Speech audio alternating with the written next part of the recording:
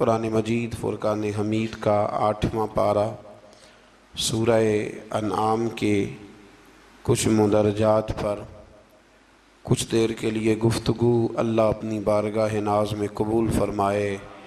اللہ کریم ہمیں قرآن مجید کی لذت عطا فرمائے، قرآن مجید کے ذائقوں سے اللہ تعالی ہمیں آشنا فرمائے۔ کفار جو تھے وہ رسول اللہ صلی اللہ علیہ وسلم سے طرح طرح کے مطالبات کرتے تھے کہ ہم اس وقت ایمان لائیں گے جب فرشتے ہمارے پاس اتر کے آئیں گے، یا برزخ اور آخرت کے بارے میں جو باتیں آپ ہمیں بتاتے ہیں وہ ہمارے لوگ وہ کہا کرتے تھے کہ لوگ مر جائیں، مر کے زندہ ہوں، ہمیں آ کے بتائیں گے تو پھر ہم وہ باتیں مان لیں گے اور آپ کے دعووں کی تصدیق کریں گے۔ تو قرآن مجید کے 8ویں پارے کی پہلی آیات مبارکہ میں بالکل شروع میں اللہ نے فرمایا یہ تو دعوے جہالت پر مبنی ہے۔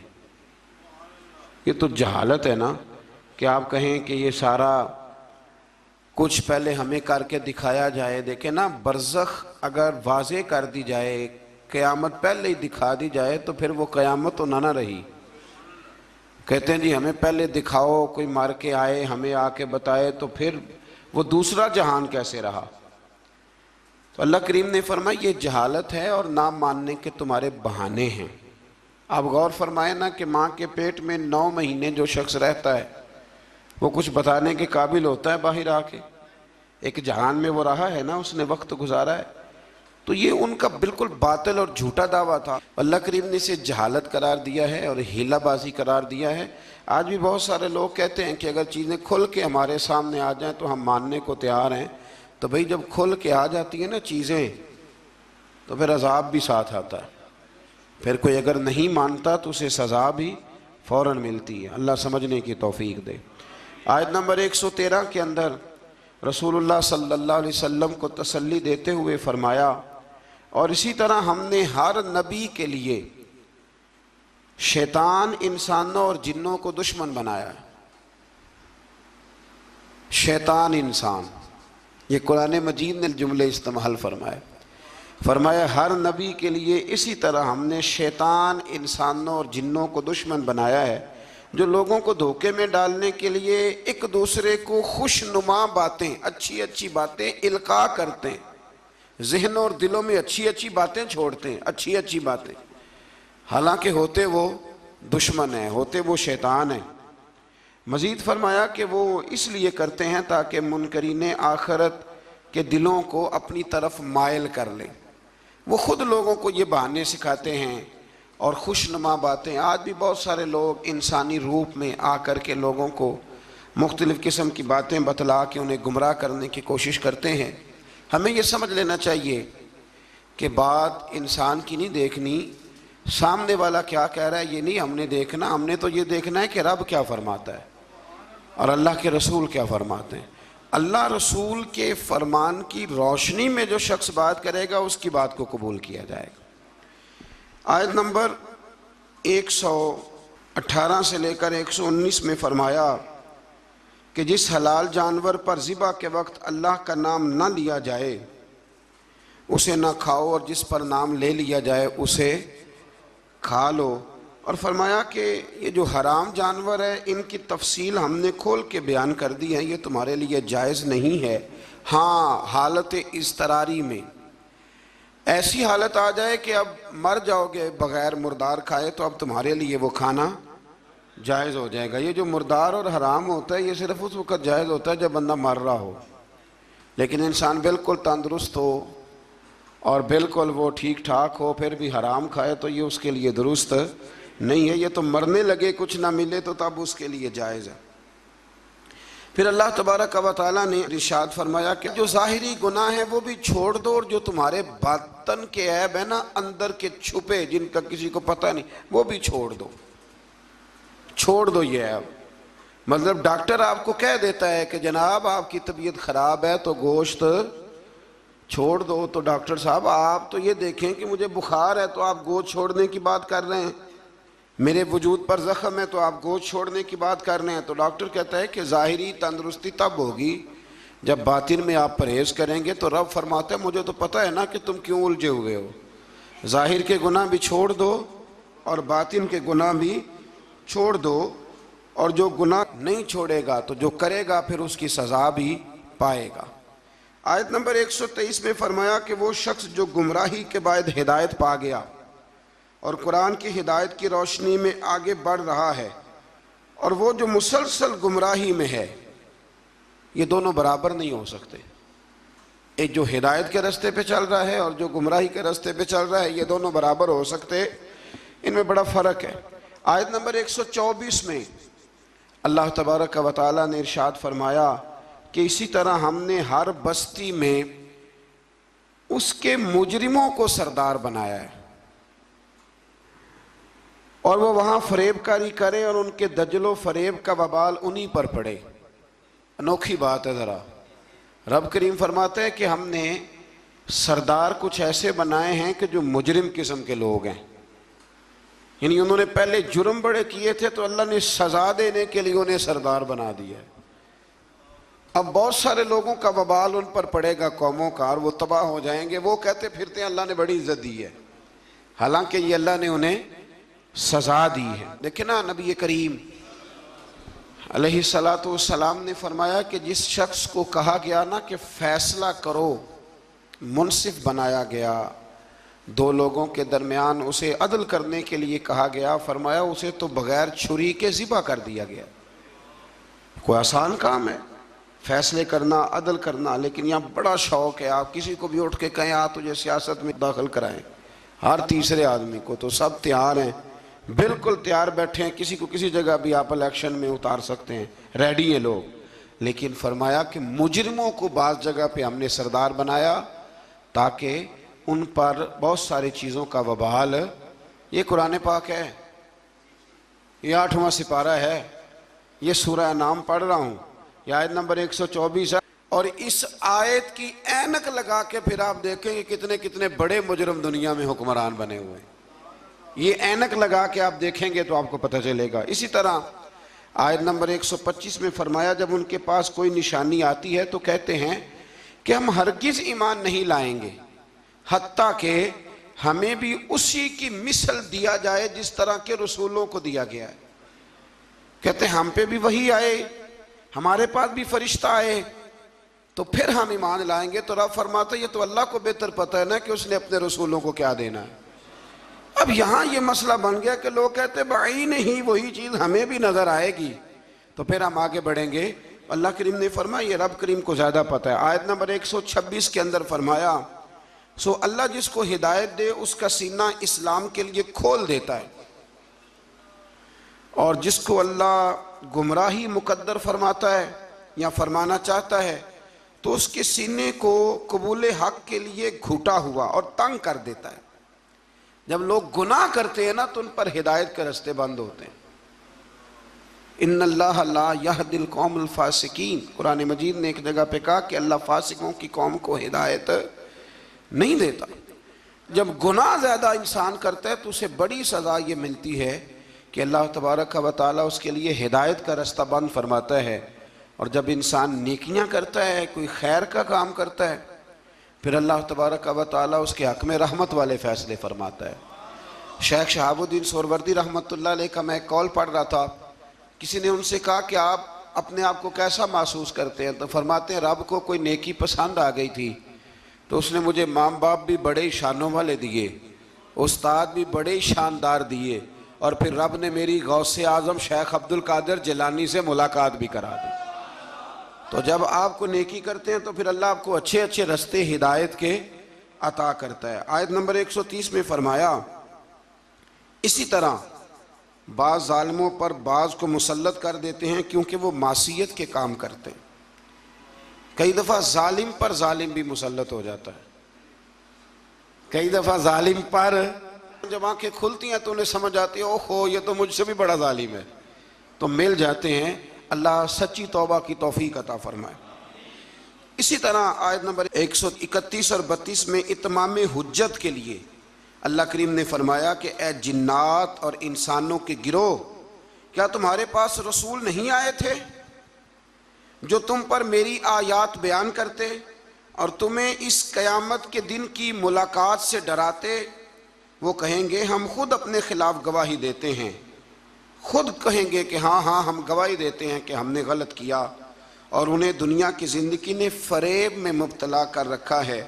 یہ گواہی اس وجہ سے دی گئی کہ آپ کا رب بستیوں کو ظلماً ہلاک کرنے والا نہیں ہے۔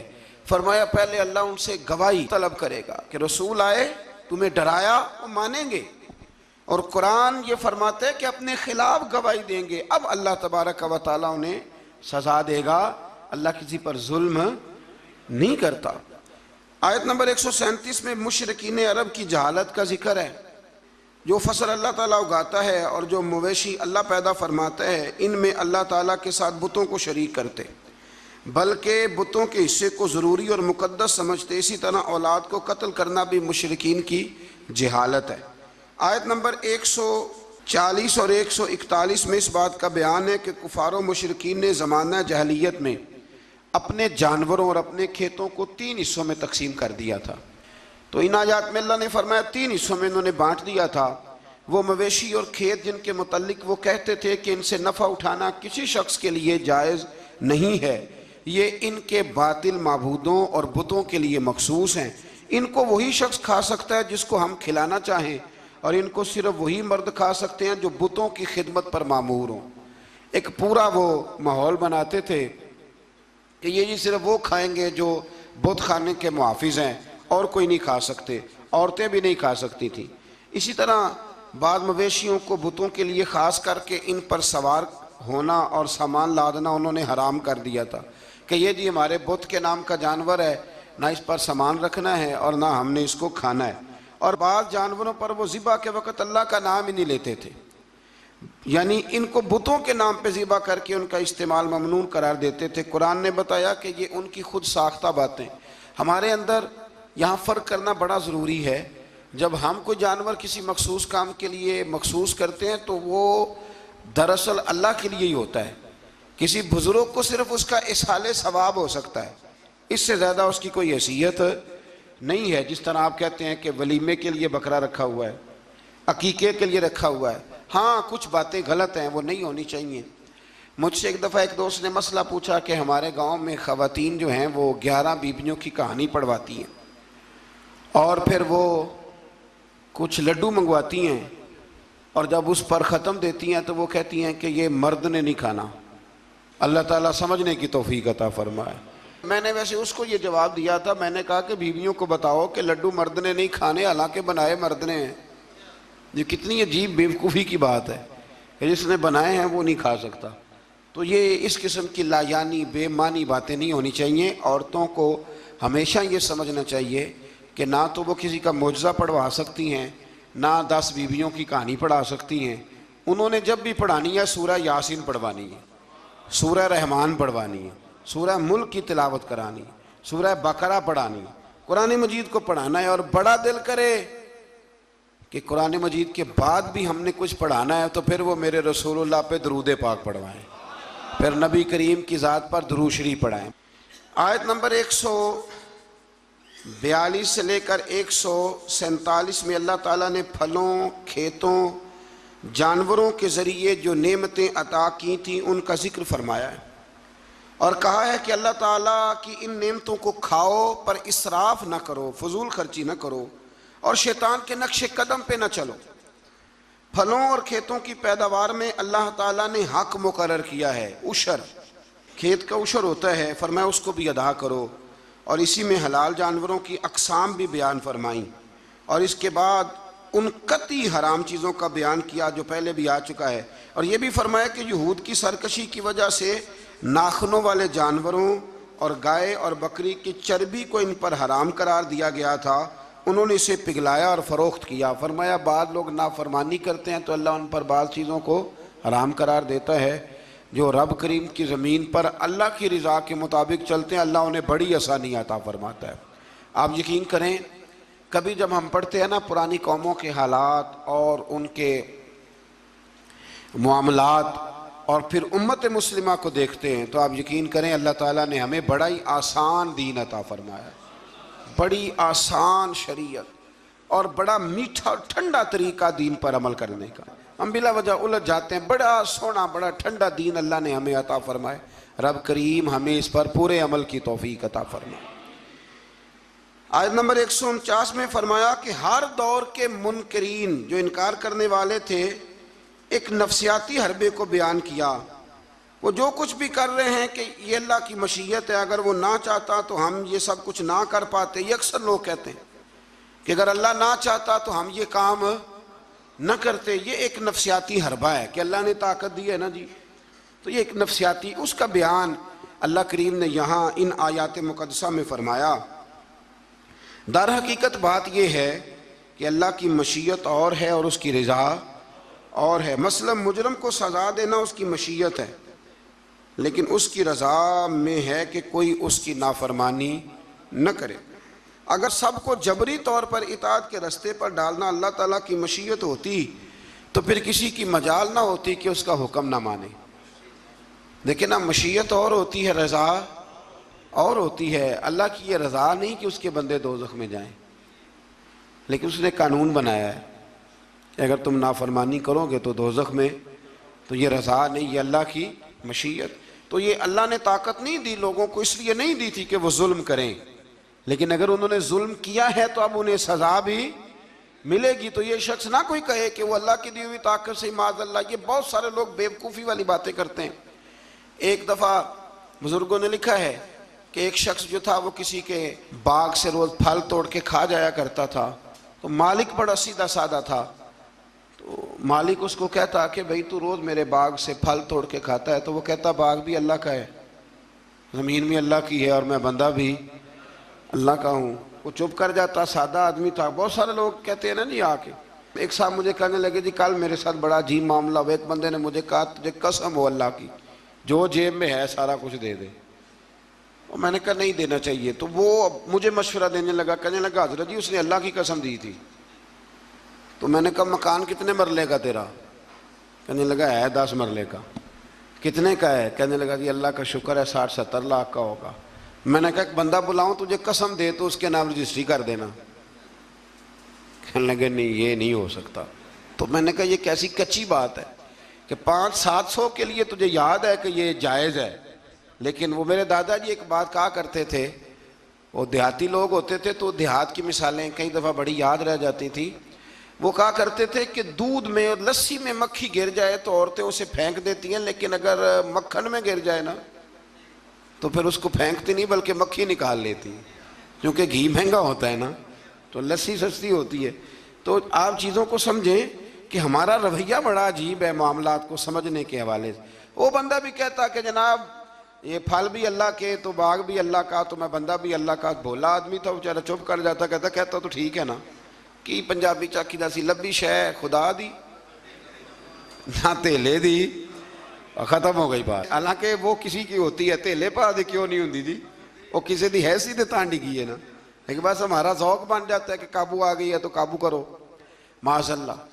تو وہ بیچارہ بڑا پریشان تھا، تو ایک دن اس نے نا اپنے ایک شہر کے عالم سے بات کی۔ اس نے کہا کہ جناب وہ میرے ساتھ تو بڑی مصیبت بن گئی ہے، وہ روز پھل توڑ کے لے جاتا ہے اور کہتا ہے زمین بھی اللہ کی، باغ بھی اللہ کا، کھانے والا بندہ بھی اللہ کا۔ تو عالم کہنے لگے میں بھی تمہیں نسخہ دیتا ہوں، کل اس پہ استعمال کرنا۔ میں کہا ٹھیک ہے جی۔ وہ وقت پہ آ گیا باغ کا مالک، تو جب وہ آیا نا پھل توڑنے، اس نے پھل بڑے سیر ہو کے کھائے، اس نے کھانے کا موقع دیا۔ جب وہ فارغ ہو گیا اس نے اس کو رسی کے ساتھ درخت کے ساتھ باندھ لیا اور ڈنڈا پکڑ لیا، اور جب مارنے لگا تو کہنے لگا یہ کیا؟ کہنے لگا یہ چھڑی کی توفیق بھی اللہ کی، رسا بھی اللہ کا، باندھنے والا بندہ بھی اللہ کا، اب تجھے جو پھینٹی لگے گی وہ بھی اللہ کی دی ہوئی طاقت سے لگے گی معاذ اللہ، اب تو کھا۔ وہ کہنے لگا معاف کر دو، آج کے بعد یہ کام نہیں کروں گا۔ تو کہتے ہیں جی مشیت جی اللہ کی، اللہ نہ کرتا معاذ اللہ تو ہم، تو یہ ایک نفسیاتی جھوٹ ہے، اس کو آپ سمجھ لیں، آپ اس پر غور فرمائیں۔ تو یہاں بہت سارے لوگ یہ ظلم کرتے ہیں اور دین کی حدوں کو پامال کرتے ہیں۔ اللہ تعالی ہمیں سمجھنے کی توفیق عطا فرمائے۔ آیت نمبر 152 سے لے کر 161 تک میں اللہ تعالیٰ نے فرمایا، غالباً 9 باتوں کا حکم دیا ہے۔ سب سے پہلے ارشاد فرمایا کہ اللہ کے ساتھ کسی کو شریک نہ ٹھہرانا۔ دوسرے نمبر پہ فرمایا والدین کے ساتھ اچھا سلوک کرنا۔ تیسرے نمبر پہ فرمایا تنگ دستی کے خوف سے اولاد کو قتل نہ کرنا۔ اب تو بڑے بڑے لوگ عالم فاضل ہو کے کہتے ہیں بچے تھوڑے پیدا کرو، حالانکہ میرے نبی کریم علیہ السلام نے فرمایا اس عورت سے نکاح کرنا جو محبت زیادہ کرنے والی ہو اور بچے زیادہ پیدا کرنے والی ہو۔ تو یہاں معیار کیا ہے؟ تنگ دستی کے خوف سے اولاد کو قتل نہ کرو، اور فرمایا ظاہری اور چھپی ہوئی ہر قسم کی فحاشی سے بچو، اور نمبر 5 پہ فرمایا قتل ناحق نہ کرو، نمبر 6 پہ فرمایا یتیم کا مال ناجائز طریقے سے نہ کھاؤ، اور نمبر 7 فرمایا لین دین میں ناپ تول پورا کرو، 8 پہ فرمایا بلا تمیز سب کے ساتھ انصاف کرو، اور نمبر 9 میں ارشاد فرمایا کہ اللہ کے ساتھ کیے ہوئے وعدے کی پاسداری بھی کرو۔ تو اللہ تبارک و تعالیٰ نے ان 9 چیزوں کو بیان کیا، اور سمجھ لیں یہ خلاصہ بیان کیا میرے رب کریم نے، یہ پورے دین کا خلاصہ ہے۔ اور یہ ساری چیزیں بیان کرنے کے بعد ارشاد فرمایا کہ یہی سیدھا راستہ ہے، گروہ بندی چھوڑ کر اسی راستے کی پیروی کرو، اور کتاب الہی کے احکام کو ملحوظ خاطر رکھو، اور جو لوگ ایمان لانے کے لیے نشانیاں طلب کرتے ہیں ان کے پاس فرشتے آئیں یا اللہ تعالیٰ خود آئے یا اس کی کوئی نشانی آئے، قرآن نے بتایا کہ جس دن عالم غیب کی نشانیاں آئیں گی تو پھر ان منکرین کے لیے ایمان لانا بھی نفع بخش نہ ہوگا۔ جو دیکھ کر کلمہ پڑھے گا فرعون کی طرح، اس کا کلمہ پھر قابل قبول نہیں ہوگا۔ یہ تو قابل قبول تب ہی ہے کہ یؤمنون بالغیب، کہ تو بغیر دیکھے ایمان لے آ۔ اور یہ بھی فرمایا کہ اے رسول جنہوں نے دین کو گروہوں میں بانٹ دیا ہے آپ کا ان سے کوئی تعلق نہیں ہے، جنہوں نے بانٹ دیا اللہ تبارک و تعالیٰ کے دین کو، یہودیوں نے عیسائیوں نے تقسیم کر دیا۔ آیت کے اندر اللہ تبارک و تعالیٰ نے حقیقت ایمان، روح ایمان اور مسلمانوں کے مقصد حیات کو بیان فرمایا۔ یہ آیت پورے دین کا لب لباب ہے، نماز، روزہ، حج، زکوٰۃ، وضو، غسل، صدقات، خیرات، عبادات، ان سب کا نچوڑ ہے۔ فرمایا کل اے محبوب فرما دے، جو بڑی پیاری باتیں تھیں وہ اللہ نے محبوب سے کل کہہ کے سنی ہے۔ کہا محبوب ذرا کہو کیا، ان صلاتی و نسکی و محیای و مماتی للہ رب العالمین۔ فرمایا محبوب فرما دیجئے کہ بے شک میری نماز، میری قربانیاں، میرا دنیا میں ظاہری طور پہ رہنا یا میرا پردہ کر جانا سب اس رب کے لیے ہے جو تمام جہانوں کے پالنے والا ہے۔ یہ لب لباب ہے۔ حضرت مجدد الفسانی رحمۃ اللہ علیہ فرمایا کرتے تھے 3 چیزوں کا نام دین ہے، علم، علم پر عمل، اور عمل میں اخلاص، ریاکاری نہ ہو۔ فرمایا 3 کام کر لے تیرا دین مکمل ہو جائے گا۔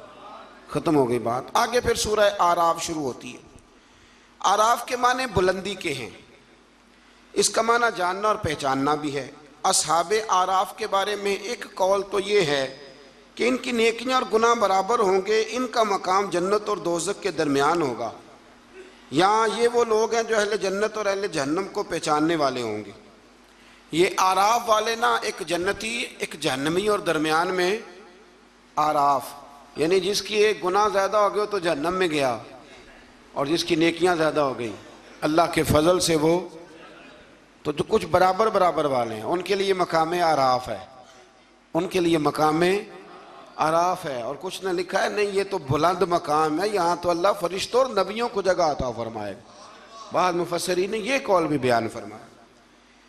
اس سورہ مبارکہ کی ابتدا میں سرکار دو عالم صلی اللہ تعالیٰ علیہ وسلم کو تسلی دی گئی کہ آپ کفار کے ظلم سے، بے وفائی سے اور ان کے سخت رویے سے تنگ دل نہ ہوں، بلکہ آپ اپنا فرض ادا کرتے رہیں اور کتاب مقدس کی تبلیغ بھی آپ کرتے رہیں اور سرگرم ہو کے کرتے رہیں۔ ان سے آپ کو پریشان ہونے کی ضرورت، یعنی اس کا معنی یہ ہے کہ رب کریم آپ کے پیغام کو پوری دنیا میں پھیلا دے گا۔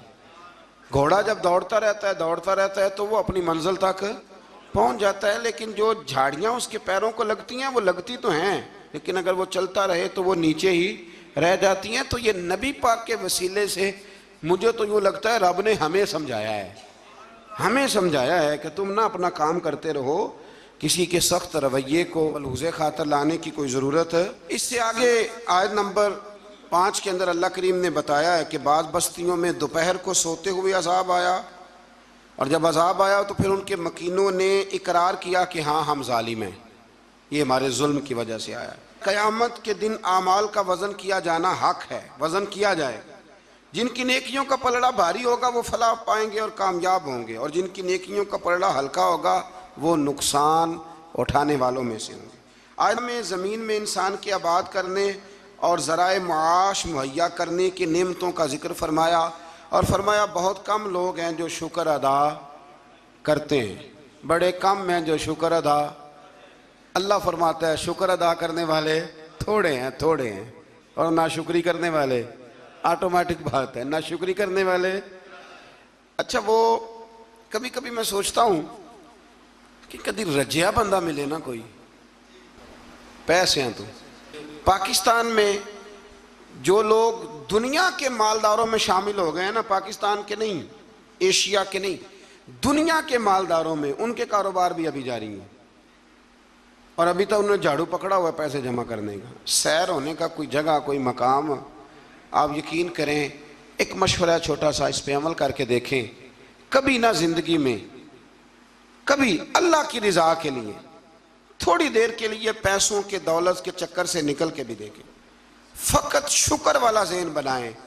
یعنی میری رائے یہ ہے کہ رمضان المبارک الحمدللہ 2 دن رہ گئے پہلا عشرہ ختم ہونے میں، یہ 2 دن پورے، صرف 2 دن، زیادہ کی طلب نہیں کرنی، بس جتنے پچھلے ملے ان پہ صرف شکر ہی کرنا ہے۔ اور بھائی سنو، فضل کی طلب تو ہر وقت کرنی ہے، لیکن پچھلے کا شکر ادا کریں۔ لَإِن شَكَرْتُمْ لَأَزِيدَنَّكُمْ، شکر کرنے سے نعمتیں محفوظ ہو جاتی ہیں اور اللہ ان میں اضافہ فرما دیتا ہے۔ اللہ سمجھنے کی توفیق عطا فرمائے۔ آیت نمبر 12 سے لے کر 28 تک پھر حضرت آدم علیہ السلام اور جناب حوا کا واقعہ، پھر شیطان کی وہ ساری بات۔ یہ واقعہ قرآن پاک میں کم و بیش 7 جگہ پہ بیان ہوا ہے۔ یہاں بھی بیان کیا گیا کہ اللہ تعالیٰ نے اس کو کہا سجدہ کر، پر اس نے سجدہ نہ کیا، اور نہ کرنے کے بعد پھر اس نے یہ کیا کہ حضرت آدم علیہ السلام کے پاس گیا اور ان سے بھی اجتہادی خطا کرائی۔ میں جو لفظ بول رہا ہوں اس پر غور کریں، اجتہادی خطا، یہ لفظ آپ نے یاد رکھنا ہے۔ یہ حضور نے فرمایا کہ مجتہد جو ہوتا ہے نا، جو بالغ نظر ہوتے ہیں لوگ، جن کی پوری نظر ہوتی ہے معاملات پہ، وہ اگر کبھی بھول جاتے ہیں تو اس کا مطلب ہے کہ وہ چیزوں کو سمجھنے میں کسی جگہ ان سے اگر بھول ہو گئی تو اللہ اسے ان کی سزا نہیں دیتا، بلکہ وہ ایک اجتہادی خطا ہے، خلاف اولا ہے۔ یہ کام حضرت آدم علیہ السلام سے بھی ہو گیا۔ وہ شیطان نے پھر جا کے ان سے کہا، جب وہ جنت میں چلے گئے تو ان سے جا کے کہنے لگا کہ آپ اگر جس درخت کا پھل کھانے سے اللہ نے روکا ہے، اگر آپ کھا لیں گے نا تو آپ میں حیات ملے گی، کبھی مریں گے نہیں۔ تو پھر وہ پھل انہوں نے کھا لیا۔ پھر آپ اس واقعے کی تفصیلات کو جانتے ہیں۔ ان آیات میں اللہ کریم نے بالخصوص یہ ذکر فرمایا ہے کہ پھر شیطان نے رب کریم سے کہا کہ مجھے مہلت دے تاکہ میں تیرے بندوں کو گمراہ کروں۔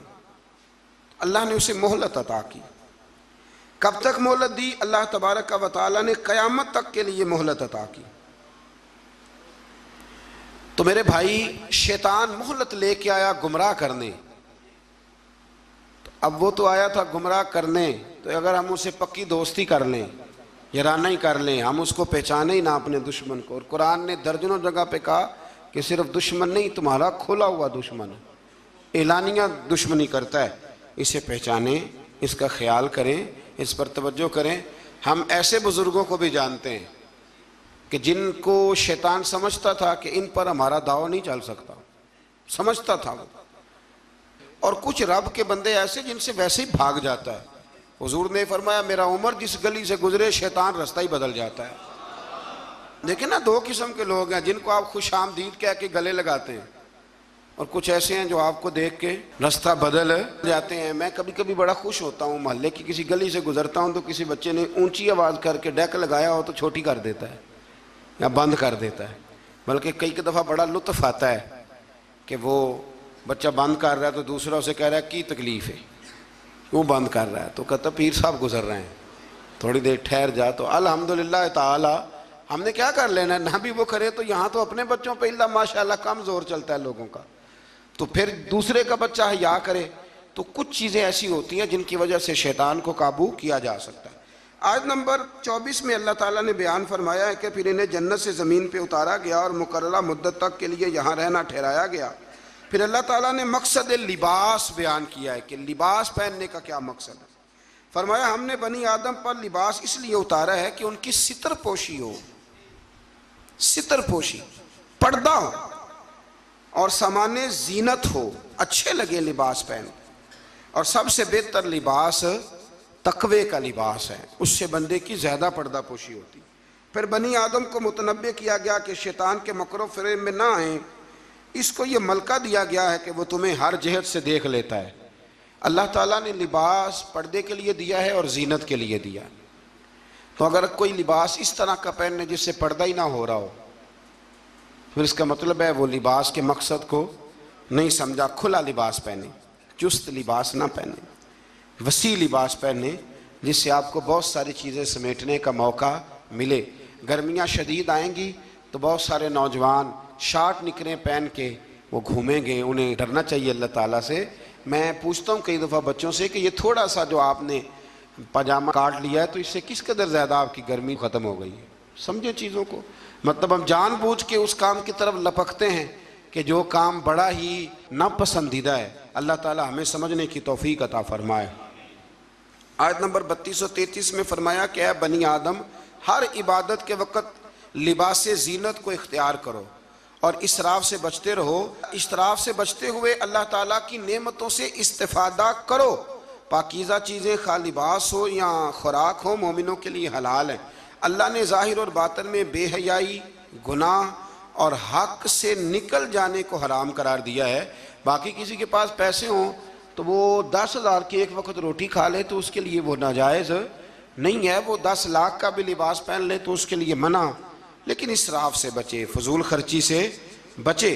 کچھ لوگ ایسے ہیں جن کے پاس چیزیں ہوتی ہیں پھر بھی چھپاتے ہیں کسی کو پتہ نہ چل جائے۔ یعنی سادگی اس کا نام نہیں ہے کہ آپ پیسے اندر چھپا کے پرانے کپڑے پہن کے نکل آئیں، یہ سادگی ہے، یہ کنجوسی ہے۔ نبی کریم علیہ السلام نے نا حضور صلی اللہ تعالی وسلم نے ایک شخص کو دیکھا تھا کہ پھٹے پرانے کپڑے پہنے ہیں، تو حضور نے آواز دی، فرمایا تیرے اوپر تو بڑا فضل ہے اللہ کا۔ حضور الحمدللہ، تو فرمایا اچھے کپڑے پہنا کر، رب کریم جب نعمت دیتا ہے تو اثر دیکھنا پسند فرماتا ہے۔ اچھا ہمارے ہاں لوگ سادگی کس کا نام رکھتے ہیں، یعنی کروڑوں روپیہ بینک میں پڑا ہے تو سادگی یہ کپڑے نہیں خریدنے، یہ سادگی نہیں صاحب، یہ کنجوسی ہے۔ سادگی تو یہ تھی کہ آپ وہ سارے پیسہ خیرات کر دیں اللہ کی بارگاہ میں، پھر پتہ چلے گا کہ آپ سادے ہیں۔ پیسے سنبھالے جاؤ اور خرچ نہ کرو۔ یہ تو قرآن و سنت نے ہمیں بتایا ہے کہ تم اپنے وارثوں کے مال کی حفاظت کر رہے ہو۔ اور یہ بھی فرمایا اس آیت میں کہ نماز کے وقت زینت حاصل کرو، اچھے کپڑے پہن کے نماز پڑھا کرو۔ میں ایک مسئلہ کئی دفعہ بیان کیا، پھر عرض کرتا ہوں، میں دوستوں کو کہا کرتا ہوں کہ مسجد کی ٹوپی پہن کے یہاں تو ولیمے پہ بھی جا کے دکھاؤ نا، تو وہاں تم جاتے نہیں تو نماز پڑھنے کیسے آ جاتے ہو؟ تو یہ ٹروزر شرٹ پہن کے یہاں تو تم شادی کے ساتھ بھی جا کے دکھاؤ، تمہارا پتہ چلے۔ تو اگر تم شادی کی تقریب میں ٹروزر شرٹ کے ساتھ ان کپڑوں کے ساتھ نہیں جاتے تو پھر تم نماز پڑھنے کیسے آ جاتے؟ لوگوں کی محفل میں جانا پسند نہیں کرتے تو اللہ کی بارگاہ میں کیسے پسند کر لیا؟ ایک نعت خان صاحب کو ایک دن میں نے دیکھا، بڑا شاندار ویسٹ کوٹ پگڑی اور بڑا خوبصورت لباس محفل میں پھر کچھ دنوں کے بعد ایک شادی میں ملاقات ہو گئی تو ان کا حال ہی بڑا برا تھا۔ اینک بھی کچھ لوگ مطلب لگا لیتے ہیں، مجھے نہیں سمجھ آتی کالی اینک کا کیا ترجمہ ہے، وہ لگا لیتے ہیں، کالی اینک لگائی ہوئی ہے اور جناب بال بڑے شاندار۔ تو مجھے مل گئی تو میں نے السلام علیکم کے ساتھ ہی کہا، میں نے کہا عاشق رسول صاحب کیا حال چال ہے؟ ماشاءاللہ۔ بڑا گھور کے دیکھنے لگے، کہنے لگے پیر صاحب، میں نے کہا خدا کے بندے مجھے بھی دیکھ اور اپنے آپ کو بھی دیکھ، میں الحمدللہ تمہیں جس طرح محفل میں ملوں گا شادی کی تقریب میں بھی اسی طرح ہی ملوں گا۔ یہ کیا بات ہوئی کہ آپ تھوڑا سا رویہ آپ کا بدل جائے جب تھوڑا ادھر ادھر دائیں بائیں جانا ہو؟ یہ کوئی مطلب نہیں ہے۔ اچھا لباس پہن کے آپ نماز پڑھیں گے۔ آیت میں رسول کرام جتنے بھی اللہ کے رسول آئے ان کی اطاعت کرنے والے کو تقوی اور عمل صالح کرنے والے کو جنت کی بشارت، جبکہ کفر تکذیب کرنے والے کو جہنم کی وعید سنائی گئی۔ آیت نے فرمایا کہ اللہ تعالیٰ کی آیات کو جھٹلانے والے اور تکبر کرنے والوں کے لیے آسمان کے دروازے نہیں کھولے جائیں گے، اللہ اکبر، اور نہ ہی وہ جنت میں داخل کیے جائیں گے۔ آیت نمبر 44 میں فرمایا اللہ تعالیٰ نے اہل جنت کے دلوں سے کینہ نکال دیا ہے۔ وہ ہدایت پانے والے اللہ کا شکر ادا کرتے ہیں کیونکہ اسی کے فضل سے ہدایت ملتی ہے۔ جنتیوں کے دلوں میں کینہ، تو نیچے دیکھ کے خیال کر لیں، اگر تو کسی کا کینہ نہیں تو انشاءاللہ جنتی ہے، اور اگر کوئی رولا ہے تو پھر بھی میں فتویٰ نہیں دیتا، صرف یہ مشورہ دیتا ہوں کہ رولا دور کر لو، وہ جو اندر معاملہ ہے اس معاملے کو ختم کر لو۔ اللہ سمجھنے کی توفیق عطا فرمائے۔ آیت نمبر 45 کے اور اس کے بعد کی آیات میں فرمایا اللہ تعالیٰ نے کہ آخرت میں جنتی جہنمیوں کو پکاریں گے کہ ہم نے تو اپنے رب کے وعدے کو سچا پایا ہے، بتاؤ تم نے کیسے پایا؟ جنتی جہنمیوں سے پوچھیں گے۔ تو ان دونوں کے درمیان سے ایک پکارنے والا پکارے گا کہ ظالموں پر اللہ کی لعنت ہو۔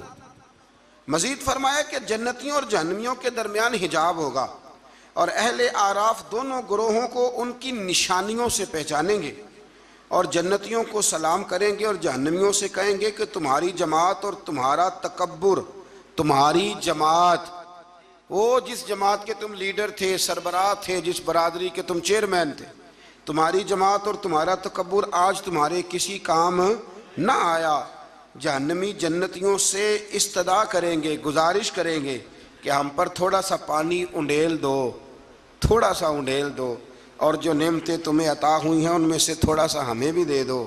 مگر اللہ تعالیٰ نے فرمایا کہ یہ چیزیں کافروں پر حرام ہیں، ان کے لیے ہیں ہی نہیں۔ اور جن لوگوں نے دین کو کھیل تماشا سمجھ رکھا ہے، اللہ ان سے فرمائے گا جس طرح تم نے قیامت کے دن کو فراموش کر رکھا تھا، آج ہم تمہیں نظر انداز کر دیتے۔ آیت میں اللہ تعالیٰ کی قدرت کی نشانیوں کا بیان فرمایا، اور اس کے بعد فرمایا اپنے رب کو گڑ گڑا کر چپ کے اس کے عذاب سے ڈرتے رہو، یعنی اپنے رب کو جب پکارو تو گڑ گڑا کے پکارو اور اس کے عذاب سے ڈرتے رہو، اس کی رحمت کے یقین رکھتے ہوئے، اور زمین میں اصلاح کے بعد فساد۔ آیت کے اندر اللہ تعالیٰ نے باران رحمت یعنی بارش کے نظام کے بارے میں بتایا کہ اس کی حکم سے ہوائیں پانی سے بھرے ہوئے بادلوں کو چلا کر لے جاتی ہیں اور بنجر زمین پر برسا کر اس میں اللہ کی نعمتیں پیدا کر دیتی ہیں۔ سبحان اللہ۔ فرمایا ہوائیں بھی میں ہی چلاتا ہوں، بارشیں بھی میں ہی برساتا ہوں، اور تمہاری بنجر زمین کو آباد بھی میں ہی کرتا ہوں۔ تم آتے ہو تو فصل باندھ کے نکل جاتے ہو، پھر کو کہنا عشر دے دو تو کہتا ہے خرچے نہیں پورے ہوندے، پھر سب ادھر الجھ جاتے۔ اسی طرح مردوں کو دوبارہ زندہ فرمائے گا۔ پھر فرمایا کہ اچھی زمین اللہ کے حکم سے سبزہ اگاتی ہے اور خراب زمین باغ و بہار نہیں لاتی۔ یہ مثالیں دے کے قرآن یہ بتاتا ہے کہ انسان کے دل و دماغ کی زمین کا حال بھی ایسا ہی ہے، یعنی پاکیزہ دل و دماغ میں ایمان قرار پاتا ہے اور اعمال کے ثمرات پیدا ہوتے ہیں، جبکہ خبیث دل و دماغ میں خیر کے پھل اور پھول پیدا نہیں ہوتے۔ کہتے ہیں جی میں تو بڑا عرصہ رہا ہوں پر مجھے تو وہاں سے کچھ نہیں ملا، تو اگر آپ پلستر کرا کے گئے ہوں دل پہ سیمنٹ کا تو پھر کیسے ملے گا؟ کچھ ایسے بھی ہوتے ہیں، کوئی آیا اور لے کے چلا گیا۔ ہاں، زمین سرسبز و شاداب ہونی چاہیے۔ ابو جال نے نا پکی چپس کرائی تھی، اوپر ٹائلیں لگوائی ہوئی تھی، تو سامنے آیتیں آتی رہیں پر اسے کوئی اثر نہ ہوا۔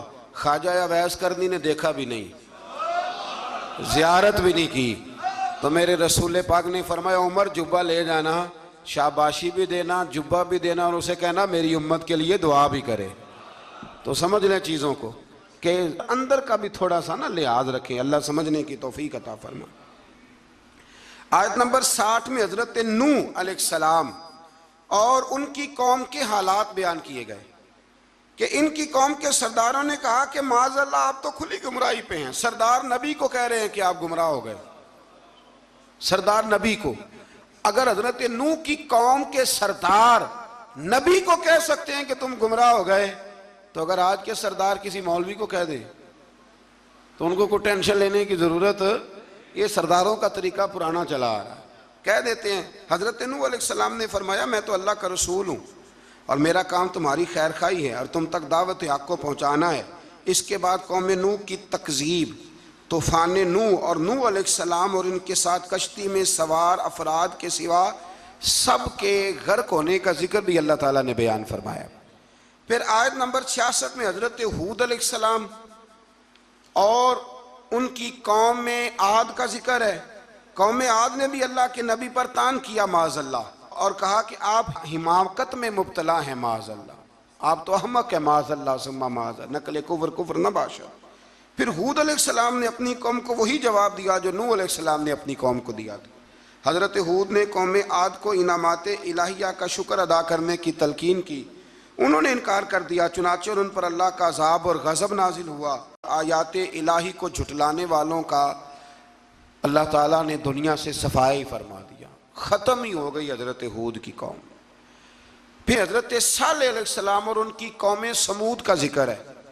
قوم سمود کے مطالبے پر اللہ تعالیٰ نے حضرت صالح کو معجزے کے طور پر چٹان سے حاملہ اونٹنی،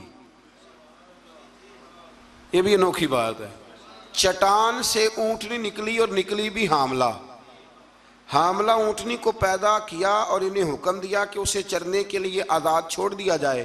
قوم سمود کے لوگ بڑے طاقتور تھے، یہ نرم زمین میں محلات بناتے اور پہاڑوں کو تراش کر ان میں گھر بناتے تھے، اتنی اللہ نے قوت دی تھی، گویا ان کو اپنی طاقت پر بڑا ناز تھا۔ پھر قوم سمود نے اللہ کے حکم کی نافرمانی کی اور اونٹنی کی کونچیں کاٹ ڈالی۔ اللہ تعالیٰ نے ان کی سرکشی کی سزا اس طرح دی کہ ان پر رات کو زلزلے کا عذاب آیا، اور صبح وہ اپنے گھروں میں اوندے منہ الٹے منہ مرے ہوئے پڑے تھے۔ اگر کوئی ناقت اللہ، سننا میری بات، کوئی ناقت اللہ کی اونٹنی کی بے ادبی کرے تو اوندا ہو جاتا ہے، تو جو ولی اللہ کی بے ادبی کرے، رب فرماتا ہے میرا اس کے خلاف پھر اعلان جنگ ہے۔ آیت نمبر 81 میں حضرت لوط علیہ السلام اور ان کی قوم کا ذکر ہے کہ وہ بے حیائی میں اپنے زمانے کے سب لوگوں پر سبقت لے گئے، اپنی جنسی خواہش کو غیر فطری طریقے سے پورا کرتے تھے۔ اس کی تفصیل ہے، یہاں وقت نہیں ہے۔ اصل میں یہ جو قوم تھی نا، ان کے پاس باغات تھے بڑے سرسبز و شاداب، تو مہمان بڑے آتے تھے، تو ان کی خواہش تھی کہ مہمان نہ آئیں، بہت زیادہ لوگ آتے تھے، حالانکہ مہمان تو اللہ تعالیٰ کی رحمت ہوتا ہے۔ تو شیطان نے پھر انہیں ایک طریقہ بتلایا، مہمان آتے تو یہ معاذ اللہ مردوں کے ساتھ بدفعلی کرتے، شیطان نے انہیں یہ طریقہ بتلایا، غیر فطری طریقے سے اپنی جنسی خواہش کو پورا کرتے۔ جب اللہ تعالیٰ کے نبی عذاب کا ڈر سناتے تو حضرت لوط علیہ السلام کا مذاق اڑاتے، بالآخر اللہ تعالیٰ نے ان پر عذاب نازل کیا، اور یہ لواطت، مرد کا مرد سے بدکاری کرنا، اس کی سزا اللہ نے یہ دی کہ آسمان سے پتھر برسائے، اور اس طرح ان کا نام و نشان مٹا دیا، یہاں تک کہ لوط علیہ السلام کی وہ بیوی جو قوم میں لوط کی ہم خیال تھی، وہ بھی عذاب سے نہ بچ سکی۔ اور صرف حضرت لوط علیہ السلام اور ان کے ساتھ قبیلے کے جو چند نیک لوگ تھے وہ بچے۔ میں نے ایک دفعہ پہلے بھی بات بیان کی تھی، پھر ایک عرض کرتا ہوں، کبھی کبھی نا نوجوان جب موٹر سائیکلوں پہ اکٹھے بیٹھے ہوتے ہیں، یہ قرآن ہے نا جی، یہ کوئی بے حیائی کی بات نہیں، یہ قرآن ہے۔ قرآن اگر اس بات کو بیان کرتا ہے تو اس کا مطلب ہے یہ ضروری کام ہے۔ تو میں جب ان کو دیکھتا ہوں تو کئی دفعہ دل کو بڑی اذیت پہنچتی ہے کہ مطلب سر عام بچے شرارتیں کرتے ہیں اور ایسی غیر اخلاقی حرکتیں کرتے ہیں کہ جو پڑھے لکھے سمجھدار نوجوانوں کو زیب نہیں دیتی۔ ان کو سمجھنا چاہیے، خیال کرنا چاہیے۔ میں نے پہلے بھی ایک دفعہ کہا تھا، لیکن مسئلہ بتانا میری ذمہ داری ہے، بغیر داڑھی کے جو خوبصورت لڑکا ہوتا ہے اسے امرد کہا گیا، امرد، یعنی اس کا حکم اسی طرح جس طرح آپ کسی عورت کو بے پردہ دیکھتے، وہ امرد ہے بغیر داڑھی۔ اور حضرت سیدنا حسن بصری کے پاس ایک نوجوان آیا تو وہ رو پڑا، آپ نے فرمایا کیوں روتے ہو؟ کہنے لگا حضور میں بڑا پکا حافظ تھا، میں نے 12-14 مصلے قرآن پاک کے سنائے۔ فرمایا پھر کیا ہوا؟ کہنے لگا حضور اللہ نے سزا دی ہے، میں قرآن بھول گیا ہوں۔ فرمایا کس طرح؟ فرمانے لگے ایک بے ریش بغیر داڑھی والے خوبصورت لڑکے کو گندی نظر سے دیکھ بیٹھا تھا، اللہ نے یہ مجھے سزا دی۔ پھر حضرت حسن بصری نے طریقہ بتلایا، پھر اس نے توبہ کی، تو سمجھ لیں کہ یہ اتنا برا فعل ہے کہ یہ کرنے والے پر آسمان سے پتھر برستے ہیں۔ حضرت لوط کی قوم پر تو آج اگر قوم یہ کام کرے، ہم جنس پرستی عورتوں کا عورتوں کے ساتھ، شادی ہونے تک کے واقعات، عورت کے عورت کے ساتھ، مرد کے مرد کے ساتھ، لوگ اس کو آزادی کا نام دے رہے ہیں۔ یہ آزادی نہیں، یہ بے حیائی ہے، یہ فحاشی ہے، یہ عریانی ہے۔ اللہ تعالیٰ ہمیں سمجھنے کی توفیق عطا فرمائے۔ پھر آخر میں آیت نمبر 86 میں اللہ تعالیٰ نے اس پارے کی جو آخری آیات ہیں اس میں اللہ تعالیٰ نے حضرت شعیب علیہ السلام اور ان کی قوم کا ذکر فرمایا۔ قرآن نے بیان کیا کہ ان کی ناپاک خصلتیں یہ تھی کہ وہ ناپ تول میں ڈنڈی مارتے تھے، یعنی رمضان المبارک کے اندر بھی مقناطیس نکل آتا ہے ترازوؤں کے نیچے سے، رمضان میں آپ سمجھ لیں مقناطیس نکل رہا ہے ترازوؤں کے نیچے، یہ حال ہے۔ ڈنڈی مارتی تھی شعیب علیہ السلام کی قوم، اور دوسروں کی چیزیں کم تول کے دیتے تھے، اور راستے میں بیٹھ کر اہل ایمان کو ڈراتے اور انہیں راہ راستے روکتے۔